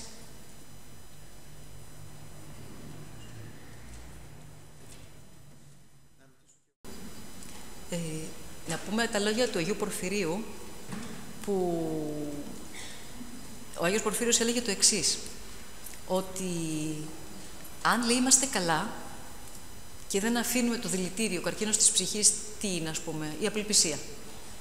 Το μεγαλύτερο κακό που μπορεί να μας συμβεί δεν είναι να πέσουμε, θα πέσουμε και πρέπει να πέσουμε, να φάμε και τα μούτρα μας, να πέσουμε, για να πέσει και ο εγωισμός μας πολλές φορές. Αλλά το μεγαλύτερος καρκίνος είναι η απελπισία. Και έλεγε ο Άγιος Πορφύριος ότι, και αυτό το λένε και οι γιατροί, ότι αν ψυχικά και πνευματικά είσαι καλά, και πώς είσαι καλά, τι εννοεί είσαι καλά, δεν μπορείς να έχεις καρκίνο και να είσαι τραλαλά, τα αφήνεις όμως όλα στο Θεό, αφήνεσαι στα χέρια Του, τότε λέει, λειτουργούν, και περιέγραφε, γιατί όπως ξέρετε όλοι, ο Άγιος Πορφύριος έκανε ακτινογραφία, βλέπει από τα έγκατα της γης μέχρι τι έχουμε στο σώμα μας τα πάντα. Τότε λέει, όλα οι αδένες λειτουργούν φυσιολογικά. Και είμαστε καλά ψυχικά, έχουμε γαλήνη, οπότε και το σώμα μας λειτουργεί φυσιολογικά και καλά, και άρα και καρκίνο να έχουμε ή που θα κοιμηθεί ή που και θα φύγει. Ακόμα και να φύγει μπορεί. Οπότε αυτό το καρκίνωμα, αυτό το πράγμα που έχουμε τον πόνο μας, έχουμε τη στεναχώρια μας, έχουμε τις αγωνίες μας και προσθέτουμε στεναχώρια, προσθέτουμε αγωνία, προσθέτουμε ανασφάλεια. Οπότε, όσο το προσθέτουμε αυτό, απομακρυνόμαστε από τον Χριστό. Όσο φαύλος κύκλος. Όσο απομακρυνόμαστε από τον Χριστό και από τα μυστήρια της Εκκλησίας μας, τόσο λιγότερο γλυκαίνεται η καρδιά μας. Αφού δεν γλυκαίνεται η καρδιά μας, αφήνουμε κενό. Τι θα μπει? Θυμάμαι πολύ και ο γέροντάς μας να αφήσει ένα τόσο κενό με το νερό. Κάντε ένα πείραμα με το νερό, απλά. Μια τρυπίτσα. Περνάει το νερό και έχει το μαντρότυχο. Έχει ένα τυχάκι. Αν τόσο βρει το νερό, θα περάσει και μπορεί να πλημμυρίσει και να πνιγείς. Μια τόση τρυπίτσα. Αλλά λέει τόσο αφήσουμε να περάσει απελπισία και απογοήτευση, τότε όλα θα ακολουθήσουν. Εάν όμως σφραγίσουμε καλά αυτές τις τρύπες, με τον καλό λογισμό, με τα μυστήρια της Εκκλησίας, με την παρουσία του Χριστού στη ζωή μας, τότε θα νιώσουμε μια γλύκα, ακόμα και για αυτές τις δοκιμασίες. Είδατε γιατί είναι και απογραμμένα αυτά, τα έχει γράψει και σε γράμματα. Να κόβει σάρκες ανθρώπων, πόσο να αντέξει πια ψυχικά και νευρολογικά, και να λες ίσως μην ευωδίας πνευματικής. Γίνεται? Δεν μπορεί να βρωμάει άλλος δίπλα σου και εσύ να τον βλέπεις ότι ευωδιάζει. Δεν γίνεται πρακτικά. Δεν γίνεται ανθρώπινα. Με τη χάρη του Θεού όμως γίνεται αυτό το πράγμα. Και όλοι αυτοί οι άνθρωποι, επειδή είχαν πόνο και πηγαίναν στον Άγιο Νικηφόρο, φανταστείτε τα λέμε έτσι τώρα, αλλά πόσο η κατάσταση ήταν φρικιαστική και στην όψη. Δέστε, υπάρχει στο ίντερνετ να δείτε την όψη ανθρώπου που μιλούσε. Μας θεωρείτε, λέει, κακομοίριδες. Δεν ήμασταν κακομοίριδες, λέει, εμείς. Είχαν αναζητήσεις. Και δεν σας είπα και αυτό, ότι μέσα στο λεπροκομείο διαβάζανε Ευεργετινό. Έλεγε ο Παπαβαγγέλης, εγώ Ευεργετινό δεν είχα δει, που να τον δω, λέει. Τα βιβλιαράκια του κατηχητικού του 50 κυκλοφορούσαν. Και αυτοί διαβάζανε Ευεργετινό. Και ξέραν τους βίους των Αγίων, δηλαδή λέγαν την ευχή. Δηλαδή πολύ προχωρημένα πράγματα. Πότε εμείς μάθαμε για την ευχή? Δηλαδή πολύ προχωρημένα. Καλά, εμείς μηνόετοροι ναι. Αυτοί όμως οι μεγαλύτεροι πού? Πολύ προχωρημένα. Δηλαδή, γιατί όμως το κάνανε? Γιατί το είχαν ανάγκη. Όχι ότι διαβάζα για να μορφωθούν οι άνθρωποι. Πολλοί δεν ξέραν και γραμματάκια, ο ένας τον άλλον, ας πούμε. Αλλά λέγαν την ευχή. Όταν λες την ευχή και γλυκαίνεται η καρδιά σου, τότε πού θα μπει, πού θα σταθεί το κακό? Γι' αυτό νομίζω ότι είναι τεράστιο μάθημα για όλους εμάς. Που ίσως πραγματικά πνιγόμαστε μια κουταλιά νερό. Πόσοι άνθρωποι έχουν ψυχικά προβλήματα σήμερα? Πάρα πολύ. Πάρα πολύ. Πάρα πολύ. Τι είπατε? Η μισή σχεδόν. Να ψαχτούμε λίγο.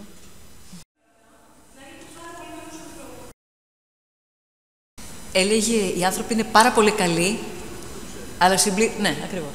Αλλά συμπλήρωνε αυτό. Αλλά δεν το ξέρουν. Αλλά δεν το ξέρουν. Όπως λέγει κάποιος που άκουσα προημερών, λέει όλοι οι άνθρωποι είναι όμορφοι. Αλλά δεν το γνωρίζουν. Γιατί δεν έχουν δεχτεί αγάπη. Και δεν μπορούν να δώσουν αγάπη. Γιατί ο άνθρωπος όμορφος δεν είναι μόνο εξωτερικά, είναι αυτός που σε ελκύει, σε τραβάει, ας πούμε, αυτός ο άνθρωπος που έχει αγάπη. Όντως είχε ζήσει πολύ άσχημα και γι' αυτό και καταλάβαινε τον πόνο. Και γι' αυτό και έβλεπε βαθιά μέσα στην ψυχή. Και έβλεπε ότι αυτό, ναι, μεν είναι έτσι η συμπεριφορά ενός ανθρώπου, αλλά κάτι άλλο κρύβεται από πίσω. Όταν τη ρωτούσε κάποιος τι πρέπει να κάνω με το δύσκολο εργοδότη, ακριβώς επειδή το είχε ζήσει, έλεγε να μην διαμαρτύρεσαι. Άμα ο εργοδότης σου είναι δύσκολος, τα παράπονά σου να τα λες στον Χριστό. Και να ευχαριστήσεις τον Χριστό που σου στέλνει δύσκολο εργοδότη, γιατί είναι αφορμή για άσκηση. Και επίσης, αν ο εργοδότης σου λέει σε βασανίζει και σου βάζει πολλά πράγματα να κάνεις, είναι αφορμή να μάθεις και πολλά πράγματα. Δηλαδή, προσπαθούσε τον κακό το λογισμό να τον κάνει καλό. Όχι δηλαδή ότι ήταν σε ένα παραμυθένιο κόσμο όλα είναι ωραία, αλλά προσπαθούσε τον κακό του λογισμό. Αυτός ο άνθρωπος τώρα φέρεται άσχημα. Γιατί φέρεται άσχημα? Μάλλον γι' αυτό και γι' αυτό και γι' αυτό. Αν λοιπόν αυτός ο άνθρωπος μιλούσε μαζί της, είτε βρίζοντάς τη, είτε συζητώντας μαζί της, ζητώντας τη γνώμη της, τότε έβλεπε στο βάθος και μπορούσε να τον βοηθήσει να καταλάβει και αν ήθελε να βοηθηθεί να διορθώσει και αυτή τη συμπεριφορά του. Αλλά ξέρετε, το σημαντικό είναι άλλο. Ό,τι και αν ήταν ο άλλος, δεν ήθελε να χαλάσει το δικό της το λογισμό. Είναι βασικός τρόπος για να επιβιώσεις πια. Παντού θα βρούμε άνθρωπος με πρόβλημα και αν το έχετε τσεκάρει, αν έχουμε κάποιο θέμα, εκεί θα πέσουμε. Εκεί θα πέσουμε όλοι. Δηλαδή, δεν μας αρέσει η γκρίνια, στην γκρινιάρη θα πέσουμε. Είναι πολύ χαρακτηριστικό. Επιτρέπει ο Θεός να το πάθουμε πολλές φορές. Λοιπόν, δεν άφηνε τέτοιο περιθώριο. Δεν ήθελε να χαλάσει το δικό της λογισμό. Άρα, ο άνθρωπος ο κακός αμέσως γινόταν, όχι κακός, δυσκολεμένος. Αμέσως άνθρωπος πονεμένος. Είχε μια έκφραση και έλεγε όταν ήταν στα δύσκολα, αχ, κακόμοιροι άνθρωποι, έτσι το έκανε. Και δεν το έλεγε υποτιμητικά. Εννοούσε, όντως, είναι κακομοιριά αυτός. Είναι κάτι. Μέχρι και κλέφτης. Δεν ξέρω αν ξέρετε το περιστατικό. Μπήκε ένας κλέφτης στο σπίτι της, στην πολυκατοικία μάλλον, και μπήκε και στο σπίτι της. Οι άλλοι φοβήθηκαν να ανοίξουν, αυτή το άνοιξε μέσα στην καλή χαρά, εκεί στα πατήσια. Αυτός κοίταξε γύρω-γύρω, κάτι χαρτάκια στους τοίχους, δεν είχε τίποτα άλλο. Κάτσαν, μιλήσανε, κάνανε, ράνανε, και η κυρία που το διηγείται λέει ότι όταν ήθελε κάτι μετακόμιση, ήρθε αυτός ο κύριος κλέπτης που τους έλεγε έτσι, είχε πολύ χιούμορ η γερόντισσα και τη βοήθησε και στη μετακόμιση. Ναι. Δηλαδή δεν άφηνε. Ήτανε δύσκολα και ξέρετε, δεν πέρασε δύσκολα μόνο πριν, π.Χ. που έλεγε, πέρασε και μετά και σαν μοναχή. Και από τους ανθρώπους που ήταν δίπλα της. Δεν πέρασε καθόλου εύκολα. Απλά ισχύει αυτό. Δεν άφηνε να χαλάσει το λογισμό της. Αυτό που έκανε και ο δικός μας ο γέροντας, ο καημένος, γι' αυτό και ταιριάζαν και πολύ. Ήταν και οι δύο μέσα στο χαμόγελο ήταν. Μα μέσα σε ένα μόνιμο χαμόγελο. Γιατί δεν θέλουν να χαλάσουν το λογισμό τους. Γιατί άμα χαλάσουμε εμείς, ο καθένας μας, πώς θα μαζέψουμε τα κομμάτια του εαυτού μας και μετά θα μπορέσουμε να βοηθήσουμε και έναν άλλον, αφού θα τον έχουμε χαλάσει τον εαυτό μας. Είναι και θέμα πρακτικό. Και επίσης είναι θέμα να ακουμπάς τον Χριστό. Αν ακουμπάς τον Χριστό, παίρνεις κουράγιο. Αν δεν ακουμπάς τον Χριστό, αυτό που λέμε τώρα δεν γίνεται. Θα το κάνεις μια-δυο, μετά δεν θα αντέξεις. Δεν γίνεται. Αυτό δεν αντέχεται. Δεν μπορεί ένας άνθρωπος να δέχεται τόσα κύματα κακίας και να αντέχει, αν δεν τα αποθεί. Ο μόνος τρόπος να τα αποθείς τα κύματα και να δεις το βάθος είναι μόνο να αγαπάει. Και να αγαπάει ποιον? Αυτό που μας αγάπησε πρώτους. Αγαπάω τον Χριστό, άρα αγαπάω και τους ανθρώπους.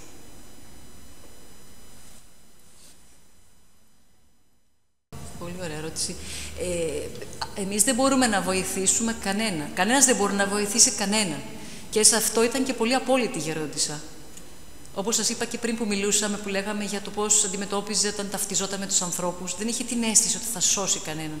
Δεν μπορούμε να βοηθήσουμε, έλεγε, παρά μόνο ο άνθρωπος θα βοηθηθεί όταν είναι η ώρα του. Όταν έρθει η ώρα. Μπορεί να μιλάμε σε έναν άνθρωπο χρόνια, να του λέμε πήγαινε να εξομολογηθείς, πήγαινε να κοινωνήσεις, να τον πρίζουμε. Και να μην καταφέρουμε τίποτα. Και να έρθει η ώρα του Χριστού, που θα είναι έτοιμος, μπορεί να είναι λίγο πριν το τέλος του αυτή η ώρα. Και να γίνει αυτό το θαύμα. Όμως, δεν θα τον αφήσουμε. Αυτό που μπορούμε να βοηθήσουμε είναι με τη ζωή μας, με το παράδειγμά μας. Δηλαδή, αν εμείς στη δουλειά μας είμαστε με το χαμόγελο και είμαστε σε δύσκολο περιβάλλον και συνεχίσουμε να χαμογελάμε, και δεν κάνουμε και τους πολύ έξυπνους και τους πολύ χριστιανούς για να τους κάνουμε, να δείξουμε ότι κάτι είμαστε, γιατί μπορεί να γίνουμε και ρεζίλοι κάποια στιγμή όταν θα νευριάσουμε, τότε αυτό το παράδειγμα μπορεί να λειτουργήσει πάρα πολύ θετικά και έχει λειτουργήσει για πολλούς ανθρώπους. Η ίδια η γερόντισσα, όταν ήταν στην Ινδία, δεν πήγε ποτέ να πει σε κάποιον «Για ελάτε να σας πω για τον Χριστό». Τίποτα. Η ιεραποστολή της ποια ήταν? Είχε ένα βαγγελάκι, το βαγγελάκι, έτσι το έλεγε, το ευαγγελιάκι της, για τον εαυτό της να διαβάζει, να προσεύχεται, όπου πήγαινε, ήταν ζωντανό παράδειγμα. Γιατί ζούσε όπως εκείνη. Για έναν άνθρωπο φτωχό και κατατρεγμένο, να βλέπει μια Ευρωπαία ειδικά να κοιμάται κατάχαμα με τα ποντίκια, δεν υπήρχε μεγαλύτερο μάθημα από αυτό. Ότι ποια είναι αυτή, ποιος είναι αυτός ο Θεός που πιστεύει. Τη ρωτούσανε, τη λέγανε Λιλά. Δεν μπορούσα να πούν το όνομά της τώρα. Και τη λέγανε ποιος είναι ο Θεός σου. Και όταν τη ρωτούσαν, απαντούσε. Δεν πήγαινε ποτέ να τους πει αν δεν τη ρωτούσαν. Έλεγε μάλιστα τα λόγια του Χριστού. Το ετούν της ιδίδου. Με ρωτάς, θα σου πω. Δεν με ρωτάς, σημαίνει ότι δεν στο δείχνω με τον τρόπο μου. Αν δεν στο δείξω με τον τρόπο μου, τι να σου πω με τα λόγια μου. Οπότε, αν το παράδειγμά μας είναι τέτοιο, αντί μια μανούλα, ας πούμε, στο σπίτι, πολύ κοντινό παράδειγμα, κάνει ράνι, φωνάζει, το τραβάει το παιδί από τα αυτή να πάει στην εκκλησία γιατί δεν ακούει, κάνει. Δηλαδή γίνεται σκληρή εν ονόματι του Χριστού. Το παιδί με τι θα την ταυτίσει και το Χριστό με τι θα τον ταυτίσει? Με αυτή τη μάνα. Και μάλιστα την είχε ρωτήσει κάποτε μια κοινωνική λειτουργός στη γερόντισσα, λέει, αν το παιδί μου μπλέξει, και πώς θα το σώσω, να του τραβήξω το μαλλί, να το δείρω? Και λέει η γερόντισσα, αν το δείρεις, πρώτον θα σε αφήσει ο φύλακας αγγελός σου εσένα. Άρα η μία σφαλιάρα θα γίνει και δεύτερη και στο τέλος θα το σκοτώσεις. Και δεύτερον, το παιδί σου θα σε ταυτίσει με κάτι κακό και δεν θα θέλει να σε ξαναδεί ποτέ. Και εσένα και το Χριστό βέβαια. Οπότε τι θα κερδίσεις? Και λέει, τι να κάνω?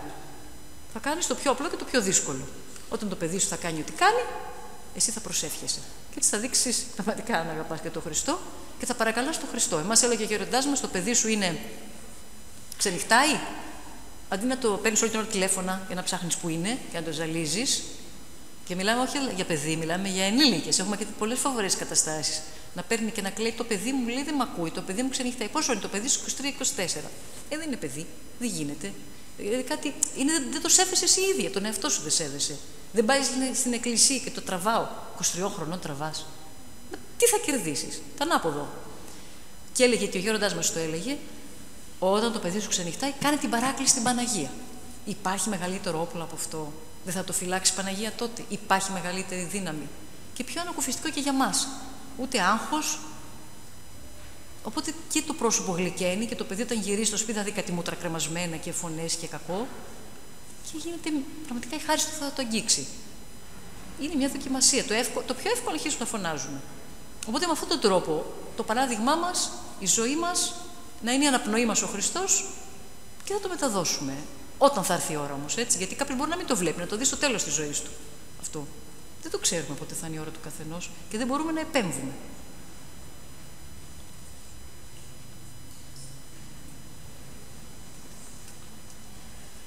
Ωραία. Την ευχούλα που λέμε για το Πάσχα. Εμένα μου αρέσει κάτι που αγαπάω πάρα πολύ, τον Αρχιεπίσκοπο Αλβανίας, τον Αναστάσιο. Τον είχαμε και καθηγητή και αγαπάω πάρα πολύ κάτι που λέει συνέχεια και ότι η Ανάσταση δεν είναι λαϊκά. Τώρα θα γιορτάσουμε την Ανάσταση. Και ο καθένας έχει τα βάσανά του βέβαια. Η Ανάσταση, έλεγε πάντοτε, δεν είναι κάτι που βρίσκεται, είναι μετά το Σταυρό, ακολουθεί το Σταυρό. Η Ανάσταση είναι μέσα στο Σταυρό. Αν ζήσουμε τη ζωή μας όπως ο Χριστός θέλει. Να σηκώσουμε δηλαδή το Σταυρό μας με τον Χριστό. Και επειδή όλοι έχουμε βάσανα και είναι δύσκολες εποχές, πολύ δύσκολα τα πράγματα, ας έχουμε μπροστά μας, μπορεί να σηκώνουμε το Σταυρό μας και θα τον σηκώσουμε, θέλοντας και εμείς, αλλά ας έχουμε στο μυαλό μας ότι μαζί μας είναι ο Χριστός. Και άρα θα αναστηθούμε. Αυτό σας ευχόμαστε, αυτό να εύχεστε κι εσείς και σας περιμένουμε. Δεν έχετε έρθει σαν ενορία. Γιατί έρθει σαν ενορία για Βερβάρα. Να ξανάρθει. Να ξανάρθει στο εισηγαστήριο των Ιούλων. Να το πω.